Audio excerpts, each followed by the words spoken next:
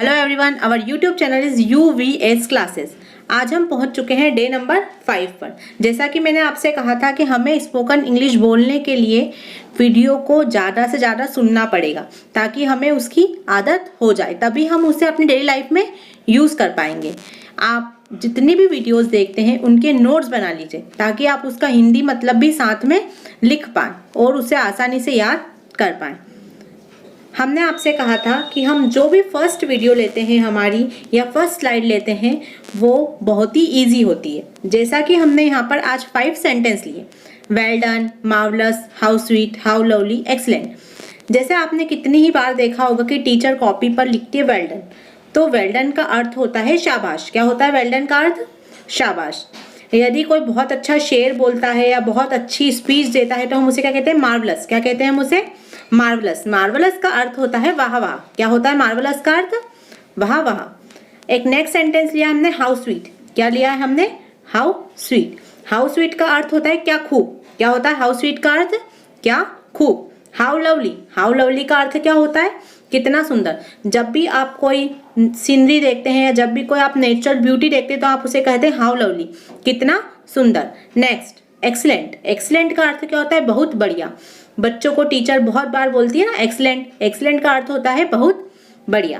पांचों वर्ड को मैं एक बार और रिकॉल कर देती हूँ, well done, marvellous, how sweet, how lovely, excellent. ये सारे वह वर्ड हैं जो सडनली हमारे मुंह से निकलते हैं, जिसे हिंदी में हम बोलते हैं बिस्मिल्लाह आदि, जो अचानक से हमारे मुंह से निकलते हैं। तो आई होप सो कि आप इसे, अब क्या होता था कि अब तक आप एक्सीलेंट, वेल डन सबका मतलब एक ही समझते थे, पर सबका अर्थ हिंदी में क्या होता है? अलग अलग। तो आप इसे अच्छे से याद कर लें। तो आगे चलते हैं, एज यू विश। जैसे आप कभी कोई काम करते हैं, क्या होता है यदि आप कोई काम करते हैं तो आपसे सामने वाला कहता है कि आप अपनी मर्जी से कर लीजिए, तो हम उसे क्या कहेंगे? As you wish. क्या कहेंगे हम उसे? एज यू विश, जैसी आपकी मर्जी। नेक्स्ट है, may I have your attention please. क्या है? May I have your attention please. इसका अर्थ होता है जरा ध्यान दीजिए। बहुत बड़ी बड़ी पार्टीज में आप जाते हैं तो कहते हैं ना, may I have your attention please. जब भी कोई व्यक्ति अनाउंसमेंट करने वाला होता है या किसी को कोई बात बतानी होती है तो वो हमें उससे पहले क्या कहता है? May I have your attention please, जरा ध्यान दीजिए। Next, it was all by mistake. क्या होता है? It was all by mistake, ऐसा गलती से हो गया। कभी कभी हमें कोई डांटता है तो हम क्या कहते हैं? It was all by mistake, यह गलती से हो गया। Next, will you please speak slowly. क्या लिखा है? Will you please speak slowly, जरा धीरे बोलिए। यदि कोई हमसे बड़ा तेज आवाज में बातें कर रहा है या तेज आवाज बोल रहा है जिससे हमें डिस्टर्ब हो रहा है तो हम उसे क्या कहेंगे?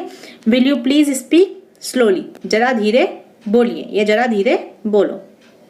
आगे चलते हैं, हाउ वॉज हिज रिस्पॉन्स। कभी कभी क्या होता है, हम किसी को कोई चीज़ दिखाते हैं तो हम क्या पूछते हैं? उसका रिस्पॉन्स कैसा था या उसकी प्रतिक्रिया कैसी थी। तो क्या पूछेंगे हम? How was his response. Next, he said he would think about it. उन्होंने कहा वह इस सोचेंगे या वह इस बारे में सोचेंगे। क्या होता है? वह इस बारे में सोचेंगे। उन्होंने कहा वह इस बारे में सोचेंगे।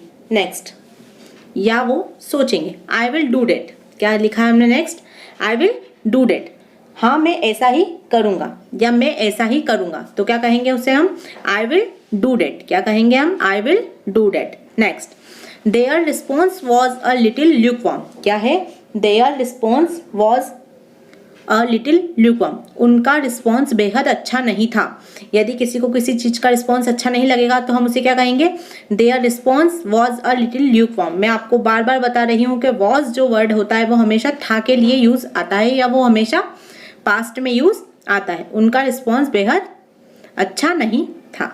आगे चलते हैं, सॉरी फॉर द इनकन्वीनियंस। क्या होता है? कभी कभी हम किसी इंसान को तकलीफ देते हैं या कुछ ऐसा शब्द बोल देते हैं जिससे वो परेशान हो जाता है, तो हम उसे क्या कहेंगे? Sorry for inconvenience. तो उसे हम क्या कहेंगे? Sorry for inconvenience. Next, glad to meet you. यदि हम किसी व्यक्ति से मिलते हैं और हमें बहुत ज़्यादा खुशी होती है तो हम उसे क्या कहेंगे? Glad to meet you. तो हम उसे क्या कहेंगे? Glad to meet you. Next, thanks for your valuable advice. यदि हमें कोई व्यक्ति राय देता है या यदि हमसे कोई बड़ा हमसे अच्छी बातें कहता है तो हम क्या कहते हैं उसे? Thanks for your valuable advice, आपकी अच्छी सलाह के लिए धन्यवाद या आपकी कीमती सलाह के लिए धन्यवाद। वैल्यूबल का अर्थ क्या होता है? कीमती या अच्छी, जो महंगी हो। Next, please make yourself comfortable. कभी कभी कोई हमारे यहाँ मेहमान आता है, वो अच्छे से एडजस्ट नहीं हो पाता, तो हम इसे क्या कहते हैं?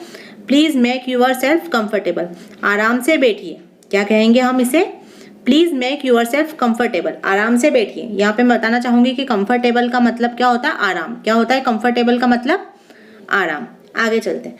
What is your profession? यदि हमारे घर कोई आता है, हमें उससे पूछना है कि आप क्या काम करते हैं। क्या पूछना है हमें?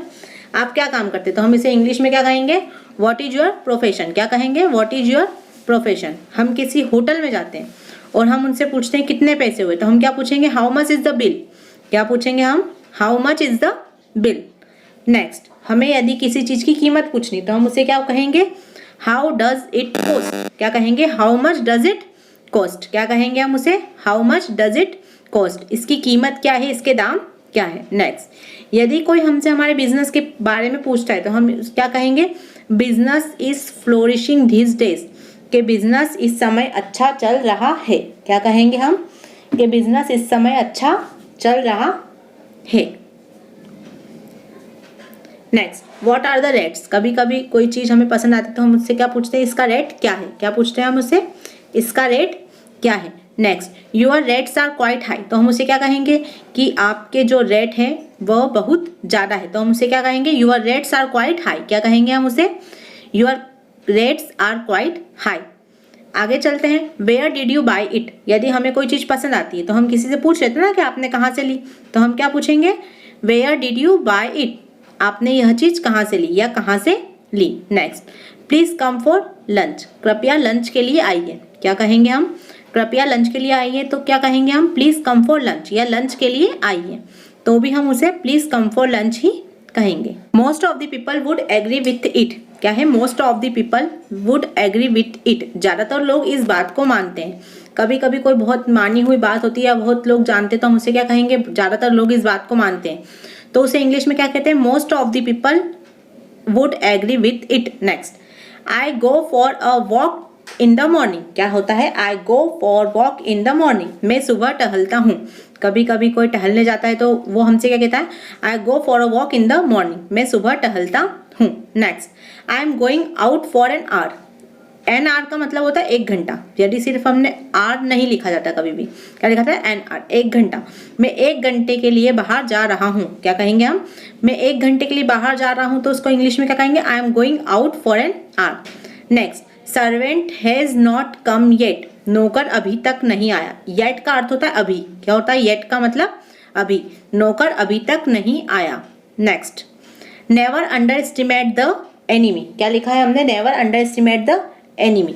दुश्मन को कभी कम ना समझो। क्या लिखा है हमने? दुश्मन को कभी कम ना समझो। मैंने आपसे कहा था कि हम लास्ट सेकंड वीडियो या सेकंड स्लाइड ऐसी लेते हैं जिसे हम मुहावरे के रूप में प्रयोग करते हैं, तो इन शब्दों को कभी भी हम चेंज नहीं कर सकते। तो हम क्या कहेंगे? Never under estimate the enemy. दुश्मन को कभी कम ना समझो। Make the most of the opportunity. क्या लिखा है हमने? Make the most of the opportunity. मौके का पूरा फायदा उठाइए। क्या है? मौके का पूरा फायदा उठाइए। Next, talking to him below my dignity. Dignity का अर्थ क्या होता है? शान। क्या होता है? शान। तो क्या लिखा है हमने? Talking to him below my dignity. उनसे बात करना मेरी शान के खिलाफ है। यदि मुझे इतना बड़ा सेंटेंस बोलना है कि उनसे बात करना मेरी शान के खिलाफ है, तो मैं इंग्लिश में क्या कहूँगी? Talking to him below my dignity. तो आगे चलते हैं। मैंने आपसे कहा था कि हम रोज 5 नए शब्द याद करते हैं। क्या कहा था मैंने आपसे? रोज हम 5 नए शब्द याद करते हैं। तो आज हम याद करने वाले हैं warrior, wanted, succession, stagnant, spy. तो शुरू करते हैं इनका अर्थ। Spy, SPY। स्पाई का अर्थ होता है जासूस। क्या होता है स्पाई का अर्थ? जासूस। Next, stagnant, STAGNANT। स्टैग्नेंट का अर्थ होता है गतिहीन, स्थिर या मंद। क्या होता है? गतिहीन, स्थिर या मंद। Next, succession. सक्सेशन का अर्थ होता है परंपरा या वंश। क्या होता है सक्सेशन का अर्थ? परंपरा या वंश। नेक्स्ट हमने लिखा है वांटेज, WANTAGE। वांटेज का अर्थ क्या होता है? कमी, अभाव। क्या होता है वांटेज का अर्थ? कमी होना। क्या होता है? कमी होना या अभाव होना। Next, warrior. वॉरियर का अर्थ होता है वीर क्या होता है वॉरियर का अर्थ? वीर या योद्धा। क्या होता है वॉरियर का अर्थ? वीर या योद्धा। WARRIOR। तो इसी के साथ हमारी ये वीडियो कंप्लीट होती है। आई होप सो कि आपको समझ आ गई होगी और आप इसे डेली लाइफ में यूज़ करने लगे होंगे। Thank you.